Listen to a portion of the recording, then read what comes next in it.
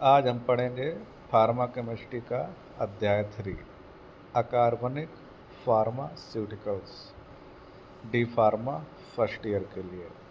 ये है हमारा फास्ट रिवीजन क्वेश्चन आंसर। सबसे पहले बहुविकल्पी पढ़ेंगे। देखिए क्वेश्चन नंबर 1 है, सांद्र खालिस्तान के साथ अपक्रिया करने पर सोडियम क्लोराइड हाइड्रोजन फ्लोराइड मुक्त करता है। ऑप्शन में भरा जाएगा सल्फ्यूरिक अम्ल। सांद्र सल्फ्यूरिक अम्ल के साथ अपक्रिया करने पर सोडियम क्लोराइड हाइड्रोजन फ्लोराइड मुक्त करता है। क्वेश्चन नंबर 2 है, कौन सा एक अंतःश्वसन यौगिक नहीं है। अंतःश्वसन यौगिक जो है ऑक्सीजन, नाइट्रस ऑक्साइड और कार्बन डाइऑक्साइड होते हैं, नाइट्रोजन नहीं होता है।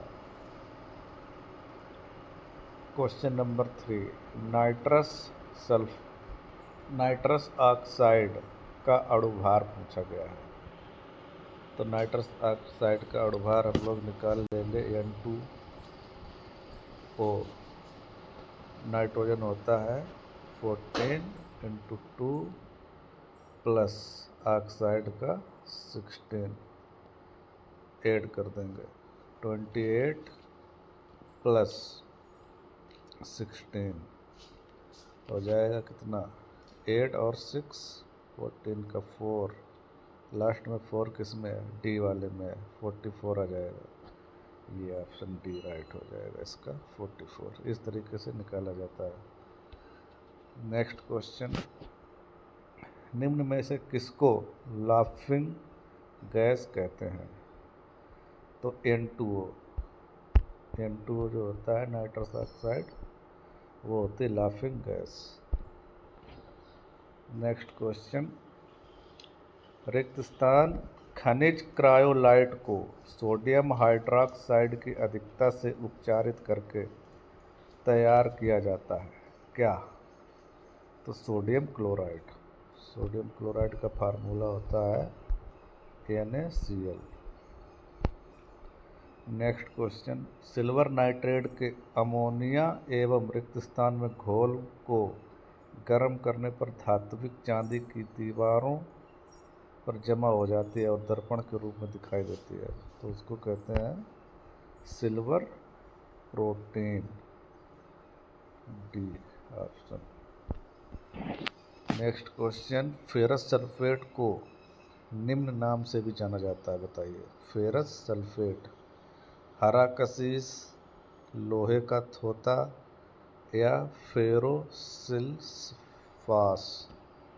तो ये चारों ऑप्शन सही हैं, हरा कशीस, फेरोसिल्फास और लोहे का थोता। नेक्स्ट क्वेश्चन, पेट में अम्ल की अधिक मात्रा को उदासीन करने के लिए का उपयोग किया जाता है। पेट में अम्ल की अधिक मात्रा को उदासीन करने के लिए उपयोग किया जाता है रक्षात्मक, अधिशोषक, अम्लकारक या प्रति अम्लकारक। यहाँ पर जब पेट में अम्लता हो जाती है, एसिडिटी, तो हम एंटासिड यूज करते हैं, एंटी अम्लकारक। प्रति अम्लकारक तो डी ऑप्शन इसका राइट है, यहाँ पर अम्लकारक दिया वो गलत। क्वेश्चन नंबर 9, कौन सा प्रति अम्लकारक एंटासिड के लिए एक आदर्श गुण नहीं है।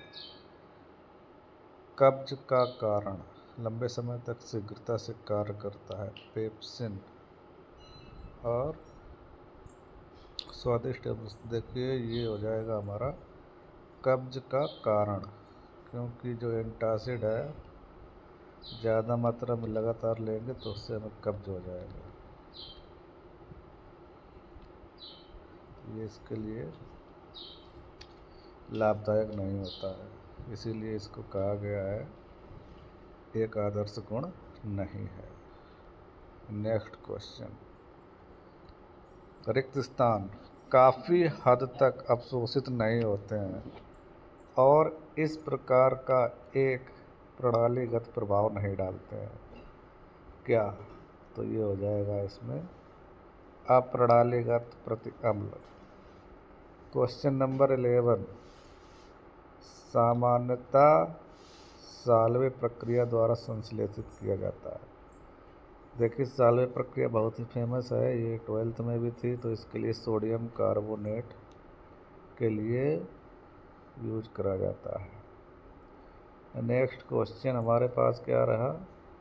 सोडियम बाइकार्बोनेट प्रोटीन में उपस्थित कार्बोक्सिलिक समूहों के साथ अपक्रिया करके बनने के कारण तेज बुदबुदाहट देता है, CO2 बनती है, carbon dioxide. Aluminium hydroxide gel एक यौगिक है जो pH 3 से 5 पर एक आदर्श बफर के रूप में कार्य करता है। तो ये हमारा करेगा एक उभयधर्मी यौगिक है, एल्युमिनियम हाइड्रॉक्साइड जेल। 14 क्वेश्चन, सूक्ष्म जीवों की वृद्धि को मारने या बाधित करने के लिए उपयोग किए जाने वाले रसायनों या एजेंटों को के रूप में जाना जाता है। तो ये होते हैं सूक्ष्म जीवरोधी। अब ये इस टाइप से आएगा हमारा 14 क्वेश्चन आएंगे बहुविकल्पी। और अब शुरू हो जाएंगे क्वेश्चन अति लघु उत्तरीय प्रश्न। क्वेश्चन नंबर 1 है, हेमेटिनिक्स किसे कहते हैं? जब किसी व्यक्ति अथवा जानवर के शरीर में लौह तत्व की कमी हो जाती है तो रक्त कोशिकाओं का निर्माण कम हो जाता है। इस अवस्था को अनीमिया कहा जाता है। अतः लौह उत्पादों को देने से रक्त कोशिकाओं का निर्माण होता है। ऐसे उत्पादों को हेमेटिनिक उत्पाद कहते हैं। क्वेश्चन नंबर 2, अम्लतानाशी पदार्थ किसे कहते हैं? अम्लतानाशी पदार्थ निर्मल क्षारीय यौगिक होते हैं जो कि पेट में HCl को उदासीन कर देते हैं। एंटासिड शब्द एंटी तथा एसिडस से मिलकर बना है। एंटासिड वे पदार्थ हैं जो गैस्ट्रिक अम्लता को कम करते हैं, जिसके परिणाम स्वरूप पेट तथा ग्रहणी के pH में वृद्धि होती है। उच्च अम्लता के लक्षण, इसके लक्षण निम्न हैं। Symptoms of hyper acidity. Question number point number first, HCl हानिकारक जीवों को मारने, पाचन में सहायता करने और पाचन को सक्रिय करने के लिए पेट द्वारा स्रावित होता है। पॉइंट 2, उच्च अम्लता के कारण गैस्ट्रिक रिफ्लक्स, पेट खराब तथा हृदय पर जलन होती है। क्वेश्चन नंबर 3, आदर्श अम्लतानाशी पदार्थों के गुण लिखिए।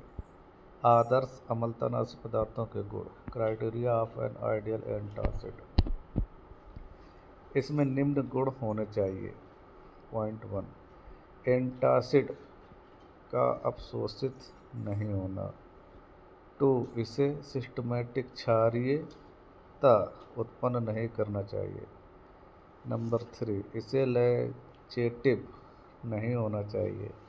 नंबर 4, इसे कब्ज का कारण नहीं बनना चाहिए। नंबर 5, इसे लंबे समय तक तेजी से अपना प्रभाव दिखाना चाहिए। नंबर 6, इसे pH 4 से 5 रेंज में बफर करना चाहिए। नंबर 7, एंटासिड तथा HCl की प्रतिक्रिया के द्वारा गैस अत्यधिक उत्पन्न नहीं होनी चाहिए। 8, इसको पेप्सिन के निर्माण को रोकना चाहिए। क्वेश्चन नंबर 4, एल्युमिनियम युक्त अम्लतानाशी पर टिप्पणी कीजिए। एल्युमिनियम युक्त अम्लतानाशी। एल्युमिनियम के लक्षणों का उपयोग अम्लतानाशी उत्पाद के रूप में किया जाता है। इनके द्वारा pH 3 से 5 तक नियंत्रित करना संभव होता है। इनका अवशोषण आंतरिक अंगों में नहीं होता।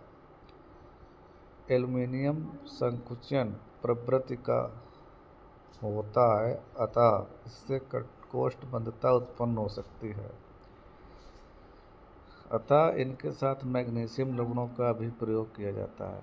क्वेश्चन नंबर 5 है, जीवाणुरोधी पदार्थ को समझाइए। जीवाणुरोधी वे पदार्थ होते हैं जो सूक्ष्म जीवों को मारते हैं अथवा उनकी वृद्धि रोकते हैं। इन जीवाणु औषधियों को सूक्ष्म जीवियों के अनुसार वर्गीकृत कर सकते हैं, जैसे एंटीबायोटिक। एंटीबायोटिक औषधियों का उपयोग बैक्टीरिया के विरुद्ध किया जाता है। Point 2, anti fungal. इन औषधियों का प्रयोग कवक के विरुद्ध किया जाता है। इनको भी इनके कार्य के अनुसार वर्गीकृत किया जाता है। जो रोगाणुओं को मारते हैं उन्हें माइक्रोबिसाइडल कहा जाता है तथा जो केवल उनके विकास को रोकते हैं उन्हें बायोस्टेटिक कहा जाता है। संक्रमण के इलाज के लिए रोगाणुरोधी दवाओं के उपयोग को रोगाणुरोधी रसायन चिकित्सा के रूप में जाना जाता है, जबकि संक्रमण को रोकने के लिए रोगाणुरोधी दवाओं के उपयोग को रोगाणुरोधी प्रोफिलैक्सिस के रूप में जाना जाता है। क्वेश्चन नंबर 6, दंत उत्पादों को समझाइए। दंत उत्पाद शारीरिक स्वच्छता एवं स्वास्थ्य में मुख की स्वच्छता का विशेष महत्व है। दांतों की सफाई सर्वाधिक अनिवार्य होती है। दांतों से हम अपना भोजन चबाते हैं। यदि दांतों की सफाई ठीक प्रकार से नहीं की गई तो उनमें सड़न उत्पन्न होने लगती है, जो अनेक प्रकार के हानिकारक हो सकती है। मुंह से बदबू आती है तथा दांतों की सड़न से बैक्टीरिया उत्पन्न हो जाते हैं, जो हमारे स्वास्थ्य पर प्रतिकूल प्रभाव डालते हैं। जो पदार्थ दांतों की देखभाल एवं दांतों की सफाई में प्रयुक्त किए जाते हैं, दंत उत्पाद कहलाते हैं।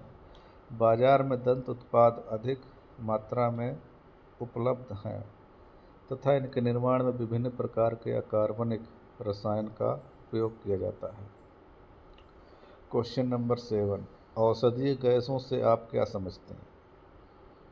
औषधीय गैसें श्वास द्वारा ली जाने वाली औषधियाँ इनहेलेंट कहलाती हैं। ये औषधियाँ सामान्यतः सूक्ष्म कण गैस के रूप में अथवा एरोसॉल या वाष्प के रूप में ली जाती हैं। ये औषधियाँ श्वसन अथवा मुख गुहिका में छिड़काव द्वारा अंदर प्रवेश कराई जाती हैं।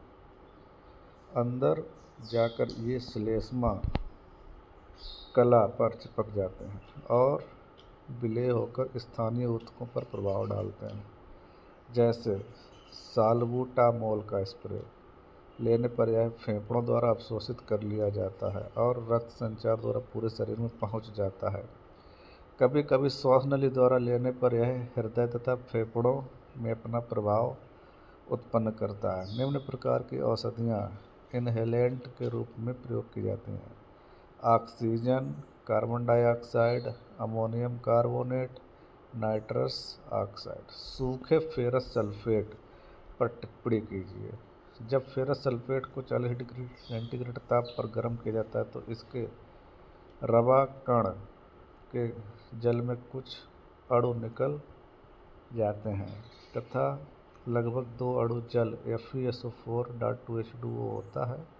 इसमें FeSO4 की 80% से कम तथा 90% से ज़्यादा मात्रा नहीं होती है। यह भूरे सफ़ेद रंग का रवेदार चूर्ण होता है जो पानी में धीरे धीरे घुलता है। एल्कोहल में अघुलनशील होता है। अन्य सभी गुणों में यह फेरस सल्फेट FeSO4.7H2O के समान होता है। इसकी टिकिया बनाई जाती है जो शक्कर विलेपित होती है। अब आ जाएंगे हमारे लघु उत्तरीय प्रश्न। नेक्स्ट क्वेश्चन क्या है? कार्बोनिल आयरन पर टिप्पणी कीजिए। Carbonyl iron. कार्बोनिल आयरन एक दवा और लोहे का पूरक है जिसका उपयोग हम रक्त में कम आयरन के स्तर को रोकने के लिए कर सकते हैं। हमारा शरीर इस लोहे घटक को धीरे धीरे अवशोषित करता है। इस दवा का पाचन प्रभाव न्यूनतम है। कार्बोनिल लोहा एक अत्यधिक शुद्ध लोहा है जो शुद्ध लोहे के पेंटाकार्बोनिल के रासायनिक अपघटन द्वारा तैयार किया जाता है। इसमें आमतौर पर गोलाकार माइक्रो पार्टिकल्स से बने ग्रे पाउडर की उपस्थिति होती है। फार्मास्यूटिकल फार्मूलेशन, फ्यूसोल tablet, oral suspension, market preparation, फ्यूसोल कारपेडिट्रिक, कारसी आयरन, भंडारण। इससे कमरे के ताप पर ठीक से बंद पात्र में रखना चाहिए। इसे बच्चों की पहुंच से दूर रखना चाहिए। का उपयोग, कार्बोनिल आयरन पाउडर का निम्न इलाज के लिए प्रयोग किया जाता है। लोहे की कमी दूर करने में एक लोहे के रूप में आहार अनुपूरक। क्वेश्चन नंबर 2, मैगल्ड्रेट को उदाहरण सहित समझाइए। मैगल्ड्रेट क्या है? रासायनिक सूत्र है Al5Mg10OH का होल 31 SO4 का होल ट्वाइस इंटू X2। यह एक एंटासिड है जो पेट के एसिड को बेअसर करता है और धीरे धीरे पेट के pH स्तर को बढ़ाता है। यह एल्युमिनियम हाइड्रॉक्साइड और मैग्नीशियम हाइड्रॉक्साइड के साथ साथ एल्युमिनियम और मैग्नीशियम सल्फेट का रासायनिक मिश्रण है। इसमें वाटर ऑफ हाइड्रेशन का वेरिएबल अमाउंट होता है। इसका उपयोग मुख्य रूप से पेप्टिक अल्सर, गैस्ट्रिटिस, पेप्टिक एसोफेगिटिस और हेरल हार्निया के साथ जुड़े हाइपर एसिडिटी के रोग सूचक राहत प्रदान करने के लिए किया जाता है। गुण, सफ़ेद रवेदार पाउडर, जल में व इथेनॉल में अविलेय, तनु मिनरल अम्ल में विलेय। Pharmaceutical formulations, oral suspension, market preparation, रियोपॉन, भंडारण, स्टोरेज, टेबलेट एवं कैप्सूल को ताप व वायु से दूर कमरे के ताप पर रखना चाहिए। लिक्विड फॉर्म रेफ्रिजरेटर में रखना चाहिए। उपयोग, इस दवा का उपयोग निम्न स्थितियों में किया जाता है: पेप्टिक अल्सर, पेट में सूजन, ग्रास नली शोथ। डेंचर क्लीनर पर संक्षिप्त नोट लिखिए। डेंचर क्लीनर क्या है? एक डेंचर क्लीनर का उपयोग डेंचर को मुंह से बाहर निकालकर साफ करने के लिए किया जाता है। गुण, गैर विषैले, हटाने में आसान, मरीज में आकस्मिक गिरने पर हानि रहित। Denture base material denture teeth और सॉफ्ट लाइनर्स के लिए हानिकारक, जीवाणुनाशक एवं कवकनाशी, सस्ता। Pharmaceutical formulation, liquid solution, tablet, marketing preparation.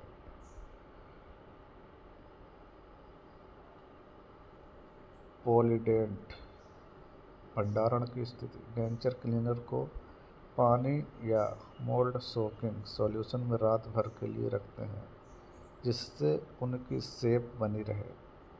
इसको हाइजीनिक स्थान पर रखना चाहिए। उपयोग, यह डेंचर पर सूक्ष्म जीवों के विकास को नियंत्रित करता है। आहार, तंबाकू के उपयोग, कॉफ़ी पीने, चाय पीने आदि के कारण हो सकने वाले दाग और अन्य मलबे को हटाने के लिए भी डेंचर क्लीनर का उपयोग किया जाता है। सोडियम फ्लोराइड को संक्षिप्त में समझाइए। सोडियम फ्लोराइड, सूत्र NaF, अणुभार 42।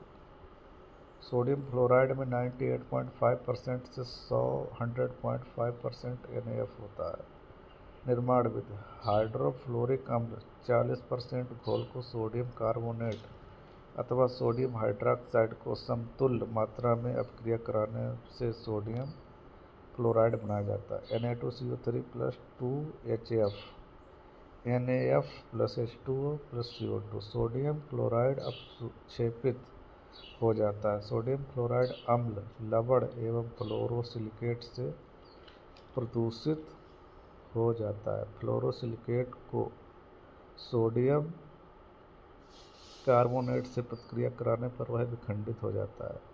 Na2SiF6 + H2O into two, to NaF बनाएगा, 4 HF बनाएगा और SiO2 निकालेगा।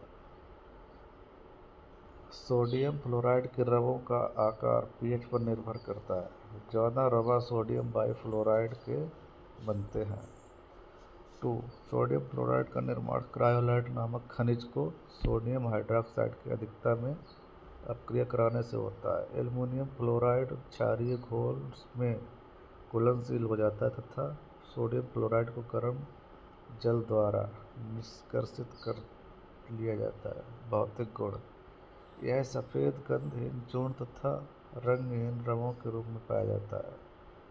गलनांक: यह 99.3 डिग्री पर पिघलता है। घुलनशील: यह जल में 1:25 घुलनशील होता है तथा अल्कोहल में अघुलनशील होता है। रासायनिक गुण: सोडियम फ्लोराइड को शांत सल्फ्यूरिक अम्ल से क्रिया कराने से हाइड्रोजन फ्लोराइड गैस बनता है जो सिलिका एवं सिलिकेट को प्रभावित करता है।